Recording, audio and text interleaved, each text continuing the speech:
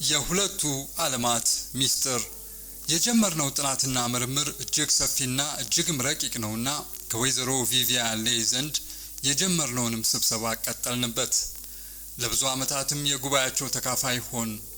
በየጊዜውም በርካታ ሰዎች ይመጣሉ። በመቶ የሚቆጠሩ መንፈሶችም ከሚኖሩበት ዓለም እየመጡ ከሚያስጠሯቸው ወይም ከሚፈልጓቸው ሰዎች ጋር በመንፈስ ጠሪው አማካኝነት ሲነጋገሩ ሰምተናል። የብዙ ሀገር ተወላጆች የነበሩ ሰዎች ከወዲያኛው ዓለም እየመጡ በጠባቂነትና በተቆጣጣሪነትም እየተመደቡልን እንደሚያገለግሉን በየጊዜው ያስረዱን ጀመር። እኛም የእነርሱን ታሪክ በየዕለቱ ከማዳመጥ የበለጠ ምንም ነገር አላገኘንም ነበር። እያንዳንዱ ጠባቂ ስለ ወዲያኛው ዓለም የሚነግረንን መጠነኛ ዜና ሁሉ እያጠራቀምን የጀመርነውን ዕውቀትም ማዳበሩን ቀጠልንበት። በወይዘሮዋ ስብሰባ በተገኘንም ቁጥር ብዙ ጊዜ ከአባትና ከእናቴ ከባለቤትም ወላጆች ጋር መነጋገሩን አላቋረጥንም ነበር። ከእነርሱም ሌላ የኔ ጠባቂዎችና ተቆጣጣሪዎችም ሆነው የተመደቡት ኢንስኮና ቻይናዊው ዩሱቻንግ እንደዚሁ ሲያነጋግሩኝ ነበር። በተለይም ቻይናዊው ዩሱቻንግ የተባለው ጠባቂ ከኔ መለየት የማይቻለው መሆኑን በመግለጽ በየቀኑም መነጋገር እንደሚያስፈልገን ነግሮኝ ነበር። ከሌላው ጠባቂ ከኢንስኮ ጋር በመጀመሪያ ስንነጋገር እንግሊዝኛው የተሰባበረ ነበር። ከዚያ በኋላ ግን እያሻሻለው መጣና ከሁለት ዓመታት በኋላ ፈጽሞ እርሱ የሚናገረው ለመሆኑ እስክጠራጠር ድረስ አስደናቂ የሆነ እንግሊዝኛ መነጋገር ጀመረ። ከዚያ በኋላም ለብዙ ሰዓታት ያህል ከፍተኛ ትምህርቶችን ያሰማን ጀመር። በትራምፒቱ የሚያስተላልፍልን ትምህርት እጅግ የላቀ ነበር። ኢንስኮም ያን የላቀና የረቀቀም ትምህርቱን በሚያሰማበት ዕለት እነዚህ የምድራውያን ተቆጣጣሪዎችና ጠባቂዎች እየሆኑ የሚመደቡት መንፈሶች ስለምንድን ነው ከብዙ ሀገሮች የተውጣጡት?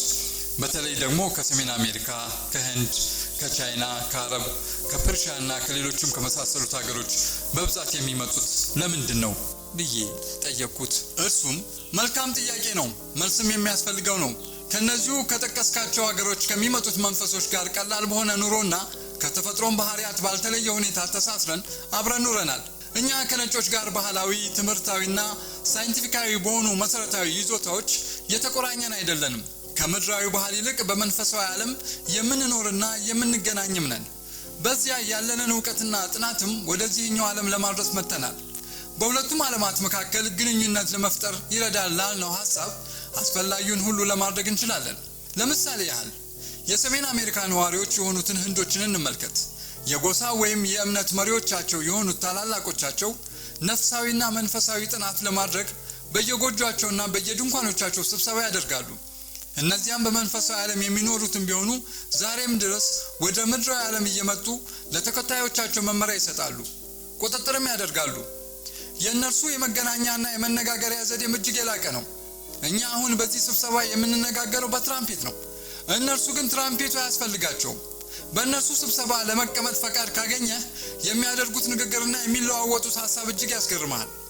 ከላይ ስለጠቀስካቸው የሌሎች ሀገሮች ተወላጆችም የሆነ ነገር እንደሆነ በነፍሳዊ ባህሪ በኩል ያደረጉት እድገትና መሻሻል እጅግ የራቀ ነው።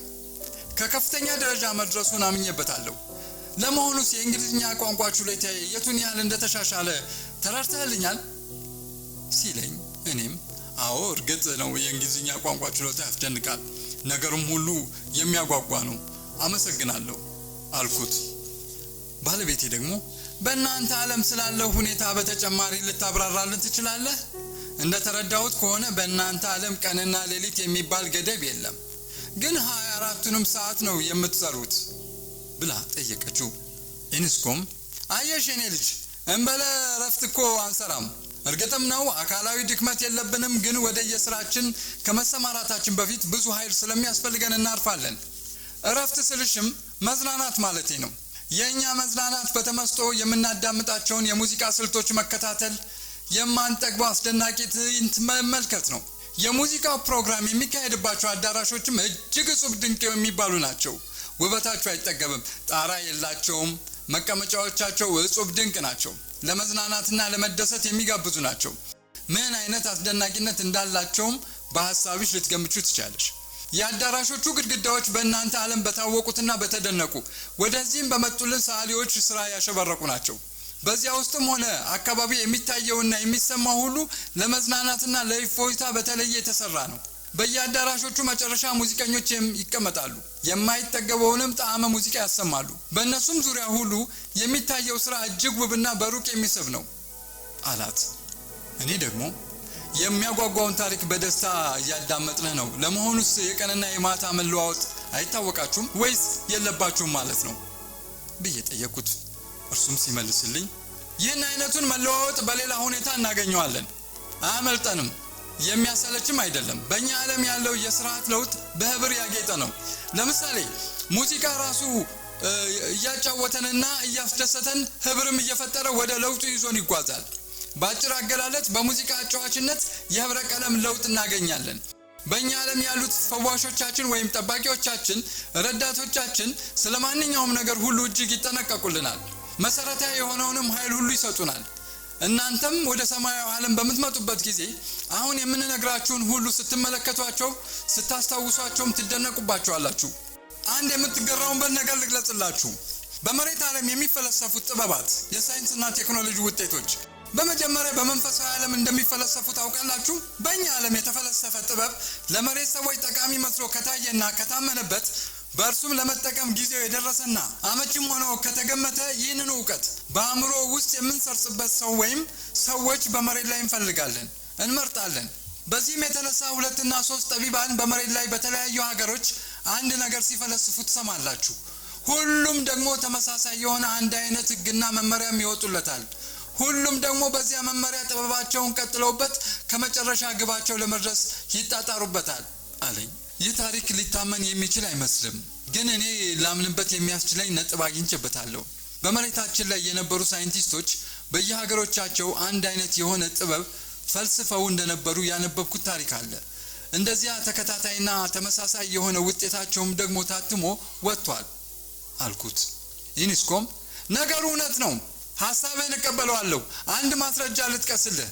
ለምሳሌ የኢንፍራሬድ ሬይ አገልግሎት በመሬት ዓለም ከመታወቁ በፊት በእኛ ዓለም ለብዙ ዓመታት ሲሰራበት የኖረ ነው። ከብዙ ዓመታት በኋላም የመሬት ሰዎች እንዲያውቁት ተደረገ ብሎ መለሰልኝ። እኔም ደግሞ የምትነግረንን ነገር በበኩል ያምንበታለሁ፣ ምክንያትም አለኝ። ይኸውም በ1840 ዓመተ ምህረት ሚስተር ኤልያስ ሆይ የተባለ አሜሪካዊ ሌሊት እንደተኙ በህልማቸው ጭራቆች በጦር ሲወጓቸው ያያሉ። እነዚያም ሲወጓቸው ያዩአቸው ጦሮች የተራ አይነት ሳይሆኑ ልዩ ሆኑና በጫፎቻቸው ላይ ቀዳዳ ያላቸው ነበሩ። ከእንቅልፋቸው እንደነቁም ሁሉን ነገር በዝርዝር ማስታወስ ይጀምራሉ።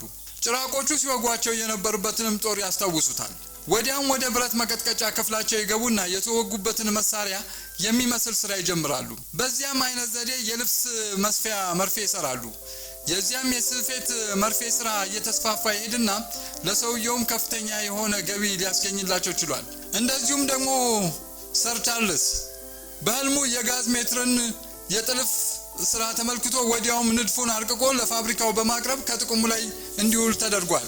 ከዚህ ሌላ ደግሞ በአንደኛው የዓለም ጦርነት ጊዜ ከአውሮፕላን ቦምብ ድብደባ ተደብቆ የነበረው ዴቪድ ፓርኪንሰን በተኛበት በኤሌክትሪክ ኃይል የሚሰራ የጸረ አውሮፕላን መሳሪያ ጥበብ በህልሙ ታይቶት ስራውን ጀምሮት ከ6 ወራት በኋላ በብዙ ሺህ መስራት ስለቻለ የጀርመንን ሉፍትዋፍ የጦር አውሮፕላኖች ለማቋቋም ተችሏል። እንግዲህ እነዚህን ምሳሌዎች የጠቀስኩት በወዲያኛው ዓለም የታወቁት ጥበብ በመሬት ላይ በተግባር እንዲገለጹም ሲያስፈልግ ለአንዳንድ ለተመረጡ ሰዎች በሆነው ሁሉ ነገር ሊገለጽላቸው እንደሚቻል የተነገረኝን ታሪክ እውነተኛንን ለማረጋገጥ ስል ነው ብዬ ያነበብኩትን ተናገርኩ።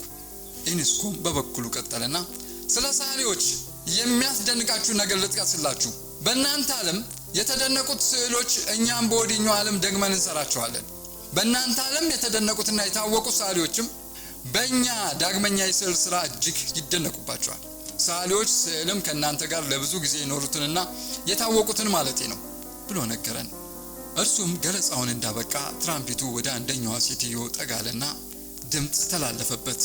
ከኛ ጋር የነበረችውንም ሴትዮ እናቱ መሆኗን ነገራት። የተጠራችውና ከኛም ጋር የነበረችው ሴትዮም ነገሩን በትክክል ማዳመጧንና ያንንም ድምፅ የምታውቀው መሆኗን አረጋገጠችና በስሙ ጠራችው። እየቆየ ግን ያ ድምጽ እየተለወጠና እየጎረነነ የአዋቂ ሰው ድምጽ እየሆነ ሄደ። የሚያነጋግረውም ስለ ፖለቲካ ጉዳዮች ነበረ። በንግግሮቹ ፍሬ ነገር ስለተደነቅኩባቸውም በእርሱ እድሜ ያለ ወጣት እንደምን እነዚህን ሁሉ ዝርዝር የፖለቲካ ጉዳዮች ሊያውቅ እንደቻለ ጠየቁት። እርሱም የ9 ዓመት ልጅ በነበረበት ጊዜ መሞቱን ነገረንና ይህንንም ታሪክ እናቱም እንዲመሰክሩለት ጠየቃቸው። ቀጠል አደረገናም ሁልጊዜም ቢሆን እናቱን ለማነጋገር ሲመላለስ እንደነበረና እርሳቸውም ሲያስታውሱት በሚችሉበት አነጋገር ሲጠቀም እንደነበረ ገለጸልን።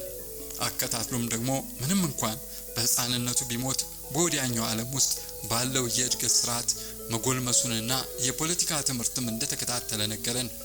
በዚያ እርሱ በተማረበት ኮሌጅም ከመላው ዓለም የሄዱ መሰሎቹ ነፍሳት እንደሚገኙበት ነገረን። የፖለቲካው ትምህርት የተሰጣቸውም በመሬት ዓለም ከሚገኙት የፖለቲካ ጠበብት ጋር ለመስራት እንዲችሉ መሆኑን ገለጸልን። ይህንንም የሚሆንበት ምክንያት ወይም በአጸደ ነፍስ ዓለም ለሚኖሩት የፖለቲካ ትምህርት መስጠቱ በመሬት የሚኖሩ የፖለቲካ መሪዎች ስለ ሰላምና ስለ ጋራ ፖለቲካ እንዲታገሉ በአእምሮአቸው ውስጥ ይህንኑ መንፈስ ለማሳደር እንዲያመች ተብሎ መሆኑንም እየዘረዘረ አስረዳን። በአጸደ ነፍስ ዓለም የሚኖሩ የፖለቲካ ሊቆች በመሬት ዓለም በሚገኙ የፖለቲካ መሪዎች አእምሮ ውስጥ የሰላምና የጋራ ጥቅም እምነት እንዲቀርጽበት የሚያደርጉትም በየሀገሮቹ ለሚኖረው ሕዝብ ሰላምና ደህንነት ሲባል መሆኑንና በዚህም ረገድ የሚደረገው ጥረት የተቃና ውጤት በማስገኘት ላይ መሆኑን ስለተባለም በፍጥነት የተቀላጠፈ ግብ ለማግኘት ግን ገና ብዙ ርቀት መኖሩን ገለጸልን።